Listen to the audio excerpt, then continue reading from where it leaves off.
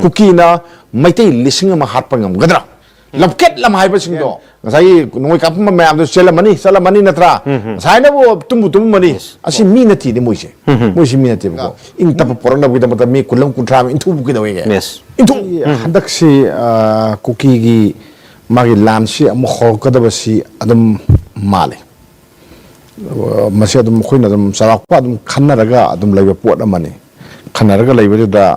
Adom Tabak on Torpani. Karigino Harkanda. Manipura popular government ama sembagi ingitsi ganona pi BJP gi national leadership pi ko ada Manipura government amaga semalaga then adagi iranga si ingna siknaga pala agadi mogi na khona jariba mayam do are yamba tarane sigi moi state moi leingam di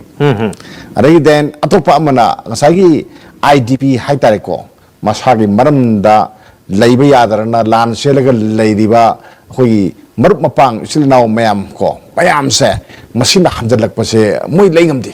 Musico. Muina Pamis di Carino Harkanda, Irangadum Tonba,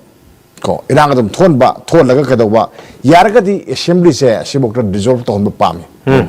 Zoltorga Piar Setum Tamba, Aduga, Sigi Manusida, Muy demanded them let some Tobaya, some Toba, Muy demanded Mam Kabirani, separate administration demands Adam Hinga Lehenba. Duga, Sahi Mangama, Tarama, Hogi election got a Wiyadana, Lera Aba, Adagi then Gamanka, Shambanga Maktraba, Adagi Mugi demands some Lepan Taropus demands a Kangam Reda, Masia the Piki Pitohogaina, Santana Hierarcanigaina, low port of Muida, Mugiko. A Hogi, my issue, like to be am Lako. Ado. Malay hito mayam si cooking hen hita janda. Muina na hangui lai hai na hamis the idea. Mu kota da kat phangba na khali adu lai hai bakangu di takan nga mo ko. Hai pata bakangu ne. Hai pa sa bakangu ne yaw sing ko. Aduna si akhoi na khamin na bam changi. Khamin na bam changi si assembly dissolve tawba tawdaba haibadu muina tahonda na phanayam na kana honaraga su adugi poto kana khangani center na dum khangani. Muina khangbo pot amani ko. Then atopa man amu yeng siko haujaki nahan gi Delhi gi mifam sida BJP gi lusing basing central leader sing sina kuki gi MLA sing sina ka da hai masi am nakai sang bawani akhoi tahuba yaudna haira bani ko mina haira bani ko aduna BJP sina kanglupta or natagana caste ate le na religion sta yum pham moiraga state ama semba union territory ama semba ba se BJP never toroi as a ship promise name. Migi isn't that yaw of a port amane. Sina Pangi Lepangni and the Pangata when we the Pama Semasi state of Semasi Muyati. I don't know. Mamangagi Congress key talks to the BJP in the Salins, the woman, lady said, we never call. I don't know, hire.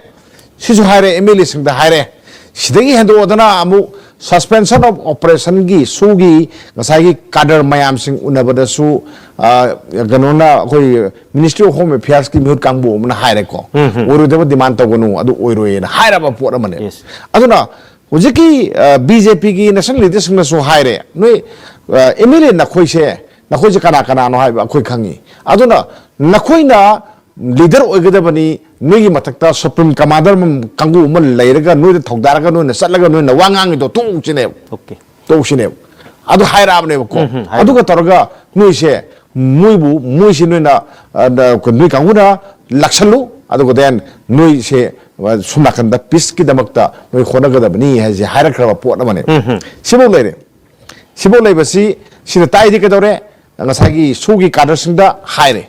Nadra, adagi then BJP ki MLA sing the high. Nadra, Shidagi Hena Kari Mohio Pami give. Came high decozic, Pam like deco. Say the Mate Singda, Magi Relic Kemta, Lejanaba Mayam Singdu, Mayim the Hanjagi Habada, of Ham Saban Kadi, Hajan Bahore. Natra, Mudin Han Angelamne, yes, Mudi, except in Pal Natana Ati, losing Luya the Muya number later of Portaman, later of Portamani, later by Impalman, who took him later one ever go, Belly the later one ever go, attention Cookiyar the Muyamba later bunny. See Kang of Portamani. Aduna, Tahora Pani. Kahore maram ding is hajay duni gamen ama seman bapam de moina ko then adagi di Manipura godo se house jolt to bapami assembly jolt to bapami PR se matam kakna bapami aduga mogi demand se matam sang na hingal laga bapami sima ꯁꯦꯟꯇꯔꯒꯤ ꯂꯨꯆꯤꯡꯕꯁꯤꯡꯁꯤꯅ ꯑꯩ ꯈꯪꯉꯝꯒꯅꯤꯅ ꯑꯩ ꯈꯜꯂꯤ ꯈꯪꯗ꯭ꯔꯒꯁꯨ ꯑꯩꯅ ꯉꯁꯤ ꯈꯨꯗꯣꯝꯕꯤ ꯊꯤꯜꯂꯝꯃꯤꯁꯤꯅꯤ ꯑꯗꯨꯗꯒꯤꯅꯤ ꯅꯣꯡꯃꯩ ꯀꯥꯞꯄꯛꯏꯁꯤ ꯁꯤ ꯄꯣꯠꯁꯤꯃ ꯂꯩꯔꯦꯀꯣ chapter ꯑꯃ ꯑꯇꯣꯞꯄ ꯆꯦꯞꯇꯔ ꯑꯃ ꯅꯣꯡꯃꯩ ꯀꯥꯞꯄꯛꯏ ꯅꯣꯡꯃꯩ ꯀꯥꯞꯄꯁꯤꯗ ꯉꯔꯥꯡꯒꯤꯗꯨ ꯌꯦꯡꯁꯦꯕꯀꯣ ꯅꯣꯡꯃꯩ ꯀꯥꯞꯄꯁꯤꯗ ꯉꯁꯥꯏꯒꯤ ꯕꯐꯔ ꯖꯣꯟ ꯉꯥꯛꯄꯅꯤ ꯍꯥꯏꯒꯦꯔꯥ ꯈꯨꯜ ꯉꯥꯛꯄꯅꯤ ꯍꯥꯏꯒꯦꯔꯥ ꯑꯃ ꯇꯧꯕꯅꯤ ꯍꯥꯏꯒꯦꯔꯥ ꯂꯥꯟꯃꯤ ꯑꯥꯔꯃꯤꯅꯤ ꯈꯪꯗꯦ ꯁꯦꯟꯇ꯭ꯔꯦꯜ ꯐꯣꯔꯁꯅꯤ ꯈꯪꯗꯦ ꯅꯠꯇ꯭ꯔ ꯃꯌꯥꯝ ꯑꯃ ꯑꯗꯨ ꯂꯣꯏ ꯉꯥꯛꯏ ꯅꯠꯇ꯭ꯔꯣ ꯂꯣꯏ ꯂꯩ ꯅꯠꯇ꯭ꯔꯕ ꯂꯣꯏ ꯂꯩꯀꯣ ꯃꯌꯥꯝ ꯄꯨꯝꯅꯃꯛ ꯀꯪꯕꯥꯏꯗ ꯃꯩꯇꯩꯅ ꯆꯪꯒꯦꯗꯤ ꯌꯥꯗꯕ ꯅꯠꯇ꯭ꯔꯥ ꯌꯥꯏꯀꯣ ꯆꯨꯝꯃꯤꯀꯣ ꯃꯩꯇꯩꯅ ꯆꯪꯒꯦꯗꯤ ꯌꯥꯗꯦ ꯑꯗꯣ ꯃꯣꯏꯅ ꯀꯨꯀꯤꯅ ꯆꯪꯉꯛꯄꯗꯤ ꯌꯥꯏ ꯑꯗꯨꯒ ꯅꯣꯡꯃꯩ ꯀꯥꯞꯁꯜꯂꯛꯏ ꯅꯣꯡꯃꯩ ꯀꯥꯞꯄꯛꯏꯀꯣ ꯑꯗꯨꯃꯥꯏꯅ ꯅꯣꯡꯃꯩ ꯀꯥꯞꯄꯛꯑꯀꯥꯟꯗ ꯑꯩꯈꯣꯏꯅ ꯀꯩꯗꯧꯒꯗꯒꯦꯁꯦ ꯁꯦꯟꯇ꯭ꯔꯦꯜ ꯐꯣꯔꯁꯅ ꯈꯪꯗꯕ꯭ꯔꯥ ꯈꯪꯍꯧꯗꯕ꯭ꯔꯥ ꯁꯤꯅꯤ ꯁꯨꯃꯥꯏꯅ ꯃꯩꯇꯩꯗ ꯑꯣꯔ ꯅꯠꯇ꯭ꯔꯒꯅ ꯃꯩꯇꯩꯅ ꯀꯨꯀꯤꯗ ꯅꯣꯡꯃꯩ ꯀꯥꯞꯁꯜꯂꯛꯑꯕ ꯕꯣꯝ ꯀꯥꯞꯁꯜꯂꯕ ꯀꯣ ꯁꯤꯗ ꯃꯇꯝꯁꯤꯗ ꯃꯣꯏꯅ ꯀꯩꯗꯧꯒꯗꯒꯦ ꯀꯔꯤ ꯔꯣꯜ ꯂꯧꯒꯗꯒꯦ ꯀꯔꯝꯍꯥꯏꯅ ꯇꯧꯒꯗꯒꯦ ꯁꯤ ꯃꯣꯏ ꯀꯔꯤ ꯈꯪꯗꯒꯦ ꯁꯤꯅꯤ ꯀꯔꯤꯝ ꯂꯩꯇꯕ꯭ꯔꯥ ꯁꯤꯅꯤ ꯑꯗꯨ ꯑꯣꯏꯔꯒꯗꯤ ꯉꯁꯥꯏꯒꯤ ꯑꯩꯈꯣꯏꯅ ꯆꯪꯉꯒ ꯅꯠꯇ꯭ꯔꯒꯅ ꯑꯩꯈꯣꯏꯒꯤ ꯗꯤꯁꯇ꯭ꯔꯤꯛ ꯑꯣꯊꯣꯔꯤꯇꯤꯅ ꯌꯥꯔꯒ ꯑꯩꯈꯣꯏꯅ ꯆꯪꯉꯒ ꯑꯩꯈꯣꯏꯅ ꯂꯩꯔꯨꯕꯗꯣ ꯑꯩꯈꯣꯏ ꯊꯋꯥꯏ ꯌꯣꯟꯕ ꯆꯞ ꯃꯥꯟꯅꯗ꯭ꯔꯥ ꯅꯠꯇ꯭ꯔ ꯃꯣꯏꯅ ꯁꯤꯜꯂꯤꯁꯦ ꯁꯤꯅꯦꯕꯀꯣ ꯁꯤ ꯂꯩ ꯑꯗꯨꯗꯤ ꯍꯧꯖꯤꯛꯀꯤ ꯊꯣꯛꯏꯕ ꯊꯧꯗꯣꯛꯁꯤꯅ ꯑꯩꯈꯣꯏꯅ ꯈꯪꯉꯤ ꯀꯔꯤ ꯈꯪꯉꯤ ꯀꯨꯀꯤ ꯍꯥꯏꯕ ꯀꯥꯡꯕꯨꯁꯤꯗ ꯀꯣ ꯅꯣꯡꯃꯩ ꯃꯔꯥꯡ ꯀꯥꯏꯅ ꯂꯩ ꯕꯣꯝ ꯃꯔꯥꯡ ꯀꯥꯏꯅ ꯂꯩ ꯕꯣꯝ ꯀꯥꯞꯅꯕ ꯈꯨꯠꯂꯥꯏ ꯃꯔꯥꯡ ꯀꯥꯏꯅ ꯂꯩꯌꯦꯁꯦ ꯑꯩꯈꯣꯏ ꯉꯔꯥꯡꯒꯤ ꯊꯧꯗꯣꯛꯇꯨꯗꯒꯤ ꯈꯪꯉꯤ ꯌꯥꯏꯀꯣ ꯁꯣꯝ ꯅꯥꯀꯟꯗ ꯑꯃꯨꯛ ꯌꯦꯡꯉꯁꯤ ꯃꯩꯇꯩ ꯈꯨꯠ ꯍꯟ ꯉꯝꯗꯦ ꯀꯔꯤꯒꯤꯅꯣ ꯅꯣꯡꯃꯩ ꯂꯩꯇꯦ ꯅꯠꯇ꯭ꯔꯥ ꯅꯣꯡꯃꯩ ꯂꯣꯏ ꯂꯧꯈꯠꯈ꯭ꯔꯦ ꯂꯥꯏꯁꯦꯟꯁ ꯅꯣꯡꯃꯩꯕꯨ ꯂꯧꯈꯠꯂꯤꯕꯅꯤꯅ ꯅꯣꯡꯃꯩ ꯂꯧꯈꯠꯄꯗ ꯅꯠꯇ꯭ꯔꯥ ꯑꯃꯗꯤ ꯁꯤꯊꯧꯕ ꯐꯥꯒꯠꯂꯤ ꯂꯣꯏ ꯐꯥꯒꯠꯂꯤ ꯄꯪꯐꯥꯗ ꯐꯥꯏ ꯅꯠꯇ꯭ꯔꯣ ꯑꯗꯩ ꯅꯣꯡꯃꯩꯗꯤ ꯍꯦꯟꯗꯣꯛꯇꯅ ꯃꯤꯕꯨ ꯐꯥꯒꯠꯇꯅ ꯑꯩꯅ ꯁꯨꯝ ꯈꯟꯕꯗ ꯑꯩꯈꯣꯏ ꯏꯝꯐꯥꯜꯒꯤ ꯀꯩꯅꯣ ꯁꯖꯤꯋꯥꯒꯤ ꯁꯦꯟꯇ꯭ꯔꯦꯜ ꯖꯦꯜꯁꯦ ꯑꯁꯤ ꯃꯤꯅ ꯄꯤꯛ ꯊꯜꯂꯝꯃꯅꯤꯅ ꯈꯜꯂꯤ ꯄꯪꯐꯥꯗ ꯐꯥꯏ ꯀꯨꯀꯤ ꯐꯥꯏꯕ ꯇꯥꯗꯦꯀꯣ ꯃꯌꯥꯝ ꯄꯨꯝꯅꯃꯛ ꯅꯠꯇ꯭ꯔꯥ ꯀꯨꯀꯤꯗꯤ ꯅꯣꯡꯃꯩ ꯐꯥꯏ ꯑꯁꯤ ꯋꯥꯟꯁ ꯕ꯭ꯂꯨ ꯃꯨꯟ ꯑꯗꯨꯝ ꯈꯔ ꯇꯥꯏꯀꯣ ꯃꯤꯗꯤ ꯐꯥꯗꯦ ꯁꯤꯝ ꯂꯩ ꯑꯗꯨꯅ ꯀꯨꯀꯤꯁꯤꯗ ꯅꯣꯡꯃꯩ ꯄꯨꯊꯣꯛ ꯄꯨꯁꯤꯟ ꯇꯧꯕ ꯆꯠꯊꯣꯛ ꯆꯠꯁꯤꯟ ꯇꯧꯕꯗ ꯁꯦꯟꯇ꯭ꯔꯦल ꯐꯣꯔꯁ ꯑꯃꯠꯇꯅ ꯌꯦꯡꯗꯦ ꯑꯃꯠꯇꯅ ꯀꯩꯅꯣ ꯇꯧꯗꯦꯀꯣ ꯀꯔꯤꯝ ꯍꯥꯏꯗꯦ ꯄꯨꯂꯤꯁꯅ ꯀꯔꯤꯝ ꯍꯥꯏꯗꯦ ꯃꯩꯇꯩ ꯈꯛꯇꯅꯤ ꯌꯥꯗ꯭ꯔꯤꯁꯦ ꯀꯣ ꯆꯨꯝꯃꯤꯀꯣ ꯃꯩꯇꯩ ꯈꯛꯇꯅꯤ ꯌꯥꯗ꯭ꯔꯤꯁꯦ ꯑꯗꯒꯤꯗꯤ ꯃꯣꯏꯅ ꯊꯕꯛ ꯃꯌꯥꯝ ꯑꯃ ꯇꯧꯗꯦ ꯑꯗꯨꯒ ꯀꯩꯗꯧꯒꯦꯕꯨ ꯁꯣꯝ ꯅꯥꯀꯟꯗ ꯅꯣꯡꯃꯩ ꯀꯥꯞꯅꯔꯦ ꯄꯨꯡꯈꯥꯏ ꯑꯃ ꯅꯣꯡꯃꯩ ꯀꯥꯞꯅꯔꯦ ꯁꯣꯝ ꯅꯥꯀꯟꯗ ꯆꯪꯉꯨ ꯌꯥꯗꯦ ꯀꯃꯥꯟꯗꯣ ꯂꯥꯛꯄ ꯊꯦꯡꯉꯤ ꯅꯠꯇ꯭ꯔꯥ ꯁꯦꯟꯇ꯭ꯔꯦꯜ ꯐꯣꯔꯁ ꯂꯥꯛꯄ ꯊꯦꯡꯉꯤ ꯀꯣ ꯆꯪꯁꯤꯜꯂꯒ ꯑꯗꯨꯝ ꯍꯥꯠꯂꯝꯃ ꯆꯠꯈꯤꯕꯖꯥꯅꯤꯗ ꯆꯠꯈꯤꯗꯣꯏꯖꯥꯅꯤꯀꯣ ꯉꯝꯗꯦ ꯅꯠꯇ꯭ꯔꯥ ꯑꯗꯨꯗꯤ ꯑꯗꯨꯃꯛꯀꯤ ꯇꯧꯔꯝꯗꯦꯕꯀꯣ ꯁꯤ ꯃꯉꯥꯏꯔꯦ ꯑꯗ ꯑꯩꯈꯣꯏꯅ ꯍꯧꯖꯤꯛ ꯌꯦꯡꯗꯣꯏꯁꯤꯗꯤ ꯌꯦꯡꯉꯨꯀꯣ ꯃꯣꯏ ꯑꯥꯗ ꯅꯣꯡꯃꯩ ꯀꯥꯞꯄꯦ ꯆꯪꯕ ꯌꯥꯗ꯭ꯔꯦ ꯅꯠꯇ꯭ꯔꯥ ꯃꯩꯇꯩ ꯃꯌꯥꯝꯁꯤ ꯇꯥꯟꯊꯣꯛꯄꯒ ꯆꯞ ꯃꯥꯟꯅꯅ ꯂꯩꯔꯦ ꯑꯗꯨꯒ ꯀꯥꯏꯗ ꯇꯧꯒꯦ ꯀꯥꯟꯗ ꯏꯝꯐꯥꯜꯒꯨꯝꯕ ꯑꯗꯒꯤ ꯕꯤꯁꯦꯝꯄꯨꯔꯒꯨꯝꯕ ꯁ꯭ꯋꯥꯏꯗꯗꯤ ꯁꯦꯀꯨꯔꯤꯇꯤꯅ ꯋꯥꯏ ꯆꯥꯏꯔꯦ ꯅꯠꯇ꯭ꯔꯥ ꯆꯥꯏꯔꯦ ꯑꯇꯩ ꯇꯣꯛꯈ꯭ꯔꯣꯅꯦ ꯀꯪꯂꯥꯒꯤ ꯃꯃꯥꯡꯁꯦ ꯀꯪꯂꯥꯒꯤ ꯃꯃꯥꯡꯁꯤꯗ ꯃꯤꯅ ꯀꯩꯅꯣ ꯑꯩꯈꯣꯏꯒꯤ ꯃꯤ ꯃꯌꯥꯝꯁꯦ ꯂꯣꯏ ꯈꯥꯝꯃꯦꯗꯅ ꯒꯥꯔꯤ ꯃꯌꯥꯝ ꯈꯥꯝꯃꯒ ꯍꯧꯖꯤꯛꯁꯦ ꯉꯁꯥꯏꯗꯩꯅꯤ ꯅꯨꯡꯊꯤꯟꯗꯒꯤꯅꯤꯀꯣ ꯆꯦꯛ ꯇꯧꯔꯤꯁꯦ ꯅꯣꯡꯃꯩ ꯄꯨꯕ꯭ꯔꯥ ꯄꯨꯗꯕ꯭ꯔꯥ ꯌꯦꯡꯉꯤꯅꯤꯀꯣ ꯑꯗꯨꯗꯤ ꯇꯣꯂꯣꯞ ꯆꯥꯅꯕꯒꯤ ꯇꯣꯂꯣꯞꯁꯤ ꯀꯃꯥꯏꯅ ꯇꯧꯅ ꯆꯥꯕ ꯌꯥꯒꯗꯒꯦ ꯊꯕꯛ ꯑꯃ ꯇꯧꯔꯤꯕꯅ ꯍꯥꯏꯅ ꯊꯕꯛ ꯊꯤꯕ ꯃꯥꯜꯂꯦꯕꯀꯣ ꯇꯧꯒꯗꯕ ꯃꯐꯝꯗꯨ ꯇꯧꯗꯦ ꯑꯗꯨꯗꯤ ꯉꯁꯥꯏꯒꯤ ꯆꯤꯡꯈꯣꯡ ꯆꯤꯡꯌꯥꯗ ꯂꯩꯔꯤꯕ ꯏꯃꯥ ꯏꯕꯦꯜꯁꯤꯡꯗꯨ ꯂꯥꯎꯔꯤꯗꯣ ꯀꯃꯥꯟꯗꯣ ꯀꯥꯏ ꯆꯠꯈ꯭ꯔꯒꯦꯅ ꯅꯣꯏꯅ ꯏꯆꯥ ꯏꯁꯨꯡꯈꯩ ꯂꯣꯏ ꯐꯥꯈꯤꯗꯅ ꯑꯝꯇ ꯂꯩꯇ꯭ꯔꯦ ꯍꯧꯖꯤꯛꯇꯤ ꯅꯠꯇ꯭ꯔꯥ ꯑꯩꯈꯣꯏꯁꯦ ꯅꯣꯏꯅ ꯉꯥꯛꯄ ꯉꯝꯅꯦꯁꯦ ꯑꯩꯈꯣꯏ ꯊꯥꯖꯗꯦ ꯅꯣꯏꯅ ꯑꯩꯈꯣꯏꯕꯨ ꯉꯥꯛꯄꯤꯅꯦꯁꯦ ꯑꯩꯈꯣꯏ ꯊꯥꯖꯗꯦ ꯀꯣ ꯁꯦꯟꯇ꯭ꯔꯦꯜ ꯐꯣꯔꯁꯇ ꯑꯩꯈꯣꯏꯅꯅꯦ ꯁꯨꯡꯊꯥ ꯊꯥꯖꯕ ꯂꯩꯇꯦꯁꯦ ꯍꯧꯖꯤꯛ ꯍꯥꯏꯔꯛꯏꯁꯦ ꯈꯨꯝꯃꯨꯗꯅ ꯄꯥꯈꯨꯝ ꯑꯝꯇ ꯈꯨꯝꯃꯨꯗꯅ ꯁꯤꯅꯦꯕꯀꯣ ꯄꯨꯂꯤꯁꯇ ꯊꯥꯖꯕ ꯂꯩꯇꯦ ꯀꯩꯒꯤꯅꯣ ꯍꯥꯏ ꯀꯥꯟꯗ ꯉꯁꯥꯏꯒꯤ ꯄꯨꯂꯤꯁ ꯀꯃꯥꯟꯗꯣ ꯍꯥꯏꯅꯤ ꯅꯣꯡꯃꯩ ꯀꯥꯞꯄꯛꯑꯦ ꯍꯥꯏꯔꯦ ꯀꯥꯞꯄ ꯀꯥꯟꯁꯤꯗ ꯄꯨꯂꯤꯁꯇꯨꯗꯤ ꯀꯥꯏ ꯂꯩꯔꯝꯒꯅꯤ ꯃꯌꯨꯝꯗ ꯂꯩꯔꯝꯒꯅꯤ ꯅꯠꯇ꯭ꯔꯥ ꯃꯌꯨꯝꯗꯒꯤ ꯇꯦꯂꯤꯐꯣꯟ ꯇꯧꯔꯒ ꯀꯧꯈꯠꯅꯗꯣꯏꯅꯤꯀꯣ ꯄꯨꯡꯈꯥꯏ ꯃꯇꯨꯡꯗ ꯌꯧꯔꯛꯄ ꯄꯥꯎ ꯐꯪꯉꯤ ꯅꯠꯇꯦ ꯑꯗꯨꯅꯦꯕ ꯇꯧꯗꯣꯏꯁꯤ ꯌꯦꯡꯉꯨꯀꯣ ꯀꯧꯈꯠꯅꯗꯣꯏꯅꯤ ꯑꯣꯔ ꯅꯠꯇ꯭ꯔꯒꯅ ꯀꯩꯗꯧꯔꯦ ꯅꯣꯡꯃꯩ ꯀꯥꯞꯄ ꯃꯐꯝ ꯍꯥꯏꯁꯦ ꯊꯥꯡꯒꯗ ꯆꯪꯕ ꯌꯥꯗꯦ ꯌꯥꯝ ꯂꯨꯏꯌꯦꯕꯀꯣ ꯑꯗꯨꯁꯨ ꯑꯩꯈꯣꯏꯅ ꯌꯦꯡꯗ ꯌꯥꯗꯦꯕ ꯐꯅ ꯍꯥꯏꯖꯥꯝꯅꯤꯀꯣ ꯑꯦꯝꯕꯨꯁ ꯑꯃ ꯇꯧꯔꯦ ꯍꯥꯏ ꯀꯥꯟꯗ ꯑꯦꯝꯕꯨꯁꯇꯨꯒꯤ ꯃꯐꯝꯗꯨꯗ ꯐꯛꯅ ꯈꯛꯇ ꯍꯥꯏꯖꯤꯜꯂ ꯆꯠ ꯌꯥꯄꯣꯟꯇꯦꯕ ꯐꯖꯅ ꯇꯥꯟꯅꯔꯒ ꯐꯥꯔꯨ ꯌꯥꯄꯣꯟꯇꯦꯕꯀꯣ ꯑꯗꯨꯒꯤꯁꯨ ꯂꯩꯕ ꯑꯗꯨꯅ ꯑꯗꯨ ꯑꯣꯏꯔꯒꯗꯤ ꯀꯥꯞꯇ꯭ꯔꯤꯉꯩꯗꯨꯗ ꯀꯥꯞꯄꯁꯤ ꯊꯤꯡꯅꯅꯕ ꯀꯃꯥꯏꯅ ꯇꯧꯕ ꯌꯥꯒꯗꯒꯦꯁꯦ ꯃꯣꯏꯒꯤ ꯊꯤꯑꯣꯔꯤ ꯃꯌꯥꯝ ꯑꯃ ꯂꯩꯅꯤ ꯅꯠꯇ꯭ꯔꯥ ꯀꯃꯥꯏꯅ ꯇꯧꯒꯗꯒꯦ ꯑꯗ ꯀꯥꯞꯄꯛꯑꯒꯅ ꯑꯩꯈꯣꯏꯅ ꯃꯣꯏꯅ ꯀꯃꯥꯏꯅ ꯈꯨꯠ ꯍꯟꯒꯗꯒꯦ ꯍꯥꯏꯕ ꯅꯠꯇ꯭ꯔꯣ ꯑꯗꯨ ꯀꯩꯝ ꯇꯧꯗꯦꯕ ꯑꯗꯨ ꯕꯣꯝꯗꯨ ꯀꯩꯅꯣꯗꯨꯗ ꯃꯤꯒꯤ ꯌꯨꯝꯒꯤ ꯃꯌꯥꯗꯨꯗ ꯄꯣꯈꯥꯏꯔꯦ ꯆꯥꯎꯅ ꯀꯣꯝ ꯍꯟꯅ ꯂꯩꯔꯦ ꯑꯗꯨꯅ ꯌꯨꯝ ꯃꯊꯛꯇ ꯇꯥꯔꯝꯃꯣꯅꯦ ꯑꯉꯥꯡ ꯅꯨꯄꯤ ꯁꯤꯔꯝꯃꯣꯅꯦ ꯉꯁꯤ ꯈꯔ ꯁ꯭ꯋꯥꯏꯗ ꯂꯝꯕꯤ ꯈꯔ ꯊꯤꯡ ꯑꯗꯒꯤ ꯁ꯭ꯀꯨꯜ ꯈꯔ ꯊꯣꯡ ꯂꯣꯟꯕ ꯑꯁꯤ ꯅꯨꯃꯤꯠ ꯀꯌꯥꯅꯤ ꯂꯣꯟꯒꯅꯤ ꯃꯁꯤ ꯂꯩꯄꯥꯛ ꯂꯥꯡꯅꯕꯁꯤ ꯀꯅꯥꯅ ꯁꯤꯜꯂꯦ ꯑꯗꯨꯗꯤ ꯀꯨꯀꯤꯒ ꯒꯃꯦꯟꯀꯅ ꯁꯤꯜꯂꯤ ꯅꯠꯇ꯭ꯔꯥ Manipur government is same Sueroi. Right. Same Sueroi. Kainakana. Adum Batodo Watok Torkumatamda, Moikedo gave. Adu that I Padadio, no we cape and we capacion Kalapote, Kawai Capa in Kangim Netro. Kangim Netro. Try the Capa, try the Capation, the Moon, Kangwaniam Home Labanina. Aduda. Boom do mga tarong dag tadaraga mga tok ng halo na daga na amatang pau anitang pau na kadaw gisini kaim tawti nasibo na dro muy na kapumba huduomba porkara masing thira kadaw dino adu phagale kadaw diba adagi di den ngasai noi kapumba mayam do selamani natra sai na bo tum mani ko tum le mani ado moi na sumla kanda khoi mi saruk tin to mayam da nong yaw blan khoi ti ka dog din sin da adu ba mayam do hai sing jati hai bo ani da yam hai sing ning bai po ni da khoina ado hai sing de adu na nasagi numi ka wak pa na sing de ka pai adu ka da ge bo or pa ta pak to oli mi thi na ta pak ta thi chini to sing je ko ade ka pai ma hum do da moi sang de asumna kanda su sipai mayam amalai Nadra, Sipai Mamma, police Mamma, their Central Force Mamma, Muina Kadora, Kamaton, from the Capsulate, Kari Hobble Gessini. Adorgadi security amuk non review to wait I for the lay. Okay. Type for the Lako. Aduna, Lepaxi Langumsi, Zictia Quina, Langan Pamti. Aduga then, a quizzica dogevo, in a signa, Lemina sea has a Queen Hana, the Matina, could not talk lay. As a key buggy in a lower Natiko. But see, Canada Port Money can't put on it. Amuk sa no haya ko nako kuki na may tay lising ma hat pangam gadra sikang wa ko ngum gadra kaso nga mo daw po naman ko ado then may tay na sauro ni na kuki lising ma hat ngum gadra nga mo daw po naman yaro daw po na se ado na sugma po sida oro daw demand may am talaga lepak langa ka dugdino no di ka dore mo ipay ba ni na later lara may am dagi mulaga su saram bayay ado sam na yamuna ingna sikna nungai na lejaning ba mi mayamgi kuki gi misam miyamgi voice di ako ju tabangam di aduna mu miyamgi voice so nuina namthat pada Manipur government na yari kay gino sini makon thong ko so raw ne ji namthat laga su tuan ba wa ose ku yengasi kanano ngasagi nupa ama maming mapan bado kari kuki jo council gi publicity secretary ne information public secretary Ginja Baljong hai bra natra mana tholaiba ko se do moina tawriba maral do kupsallaga ko ngarang na handagi bad prepare tawraga ai thamrai khale wi tharang tor thambini ko tharang tor thambini aduga tho kharkan da ko na che thorok pane ko yadum khangi si posimo meeting to busnati ama to busnati ma thari si sine aduda masagi nungay kapaga may detect tawriba migi khulda bong kapsalliba do mana mar justify to tu summi na man hai summi haragadi zagi mai mathak kari khoi kai doro duno yes ada Manipur government kai mai mathak kari case loro duno sinda wa hangam tholi sida natra adu hoje ka dore kokomina ka dore FIR ma lodge to have tai ko tare adu ka jono phara duno sini phau sini lapket lam hai ba singdo sum muy sum thadok le ga dikamai tawni noin nuksi base heman greda Manipur government na nuksi base muy gumba khoi mi hat pa mi phata adagi den mangda tan ba kamu mayam ama ko mayam ama muy adu sagal laga leiba mayam ma kulai pa mayam singdo India government na yok na le bra ha adu matam natte thathaw na terrorist thong thathaw ba adu matam natte muy je phajana amtang laksalu phajana laksalu noina lakpa da laroi haragadi akhoi su kainong khadase ko 타게 타도 할매 거지 타도 영나 자임니 아무튼 영나 자임 타도 겁다 뭐 땀바리 레게 영나 자임니 아코이 란지 얌 따로 강군이다 마이테에세 거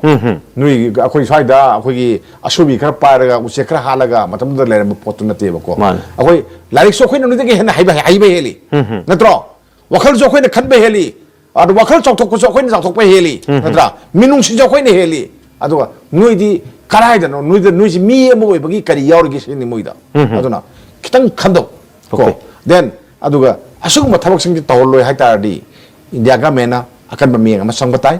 then Manipur gamena kut thawam tangai fadam lei natraga di kadore sahi tara le su lan loi roi IDP singna gi marakta gi amana social media da haibam khak ai tai akhoi hingmura natraga siroran ko adu kanada hangino hakanda governor da hangini ko nuina khoi bu ngak sembini na khoi pusan bire natra lehele aduga ngaksu ngakpide senu sembide aduga moina senthorok matamda security force ki mogi aduda OP gumbam le jani ko ada sangya kan sangandi no hingno sengon adudi security force duna aduda lei lai du kan lai adana khoina so wang khoina ma du torop saba torop ngai lai ni se aduda ni ko khoin torop ngai lai ni moi lai se haido mai magi se da thabak torga matam hogorga amma torga nupi angang to sen than na bagi masa sem na bagi adum bane ko ai khoi thawai khoi thawai moi kim khandi lumna lodi sadam posing na lumna lodi mane police na lumna lodi sine ko IDPM na kayam na wange se zagi security force ngi personal sing amtang khamba phai ko gamena payen yeng biwa papi da piwai ning bane no adu nati khan ga no ko tungi khalu manglam chaki khalu hojaki khalu moi kamai tarong go de khan ga ne ko simle si maraksida aina cookie se ai amtang bi haining no si yam communal yam oi mase ai ohindi communal se communal oi bi wakhalo su thado hojikti hoi 21st century da communal gi wakhalo su thado yemo hoi dali dagi piskine na paujel purga lai yes lai ko malem thauja malem thauja bra len thongam thongam malem thongam ko ba khoi ID kanoma khoi kari haitare ha transgender ama khakna lai lam khuding da ma bu sogot pirga lai ado ngasi si ama thokpoi ko tu na thokpo se ni ko ma si provok to lai ni ku ki provok to lai ni ma si ado mai ma lak pa si mai riksi moina purui si orgadi akhoi na khange o kuki na khoi ko tu na khoi se kayam sathina communal oige se sine ko no yam sathina communal oi ko no je sidida chum se sang thoi ba no je ta seng badi ba ko akhoi pologong in pan pologong gum bista ba ko ju gum sa tham bada moini na har mam yangan bada ba ko shel phayam phangnin khali yes asi minati ni moise moise minati ba ko moina ne ba sam jaba kuki gi sam miyam ma moina ulni moina nairi ne ko zagi isil naw mayam ma lei nusin na khoi le minari ni natro le minari mi natro o shadam nusin nei pa do phongnai natro mayam puno sinje phongnai natro ado muigum ba wakai to ba kangu umne ne ko aduna ne aina atam na mo je communal ki line da sangi na hais aduna ngasai gi silore atopa mamo tang ai se yam paning tong ni ko pan da su yab diab jan hoi irang ama thue nomai kam na re ama tore aduga school ga si ta suti thawi mong se masi mathung da to torgum se hoi ko yar ge ujiti pakha me ani na hoi la ngang sing pakha than da na kolam da ama to hon da na ai to hon ba sumbra ne khali adu lam siam kan ba suna to ni na ai simtang mayam da kanana kamain tori noi khangde ko aduna bairoi luptar no so apil lama tori adu masi siangang ji loi mang tare aduna masi like phodi phajana to hon si ko atai ke no ke to sige protest masa ma to ke kai di adu protest to bodi adum to ya pot amane ko adu mairoi ni dadi pakha ma tamni na exam sia pai maru phom zai question gi do mu la se ko akoina na hawai dagi adum ai samang nati hairaga lai ai ngasi su amuk ai repeat tawjari ko manipur da ing tapapim ama lehen ge haiba tar kuki ga maitai ga se yo sabi ga samani ato mathan sing na gane ba ko force ma yauri ba tinga thami tinga tham kangbu duni garang kapai won kapai kangbu do nadra noi pai ba kangbu omana maitai ga pisai si swe yaroi sine ba ko chakthuk changhin yaroi sine ko chakthuk changhin to ba yaroi unaba yaroi natra sine ko atu tilai na MLA bok salan da banga mini moina adeli da ko party ni ko salan da ngamin na sinetro wan nongoi pai ba moi mayam na khulinga gele natra nongoi pai ba kangu do india ka mena kari ki thadok thambin sum madu mi mer da kuja chatlaga thamisi kari gino pharo natra den masi kari haitare akhoi inturo ko amte intualo kulam kutra amte intualo ko kari Mizoram da santi lain ne na ing tamna ne dorga amatak tagi thaw haidera mai thawa diaraga kari jongna kulam kuntra ma Manipur wi tungi labag yenga ing tap porna wi da mi kulam kuntra in thu bu ki dawe yes in thu no dro adugi mayam tu na yadre ko masi si taw ba yade ko ina yade ba ki thamoi du da wakal da sura kan da moi na bu kan ta pressure pi daga de ba ko sumla kan da yo chabi ni ko masi de muksina ni ki ga mai tai ga muksina ni ꯂꯩꯃꯤꯟꯅꯕꯅꯤꯅ ꯆꯥꯃꯤꯟꯅꯕꯅꯤ나 ꯁꯤ ꯅꯨꯡꯁꯤꯅꯅꯦꯕꯀꯣ ꯌꯥꯝ ꯅꯛꯁꯟꯅꯈ꯭ꯔ ꯄꯣꯠꯅꯦ ꯑꯩꯈꯣꯏꯁꯦ ꯌꯥꯝ ꯅꯨꯡꯁꯤꯅ ꯂꯩꯃꯤꯟꯅꯔꯤꯕ ꯄꯣꯠ ꯑꯃꯅꯦꯕꯀꯣ ꯑꯗꯨꯅ ꯋꯥꯀꯥꯏ ꯃꯌꯥꯝ ꯇꯧꯔꯤꯕ ꯀꯥꯡꯕꯨꯁꯤꯡꯁꯦ ꯑꯁꯤ ꯑꯝꯇ ꯍꯥꯟꯅ ꯆꯞꯈꯥꯏꯌꯣ Yes, yes. ꯃꯣꯏꯕꯨ ꯃꯇꯦꯡ ꯁꯨꯝ ꯄꯥꯡꯒꯗꯤ ꯀꯩꯒꯤꯅꯣ ꯏꯟꯗꯤꯌꯥ ꯒꯃꯦꯟꯅ ꯑꯗꯨ ꯑꯣꯏꯔꯒꯗꯤ ꯀꯩꯗꯧꯔꯦ ꯀꯨꯀꯤꯒ ꯅꯣꯏꯒ ꯄꯨꯜꯂꯒ ꯃꯩꯇꯩꯗ ꯂꯥꯟꯗꯥꯕꯅꯤ ꯀꯔꯤ ꯍꯥꯏꯔꯨꯗꯣꯏꯅꯣ Yes. ꯁꯤ ꯑꯔꯣꯏꯕꯗ ꯁꯨꯃꯥꯏꯅ ꯍꯥꯏꯖꯅꯤꯡꯉꯤ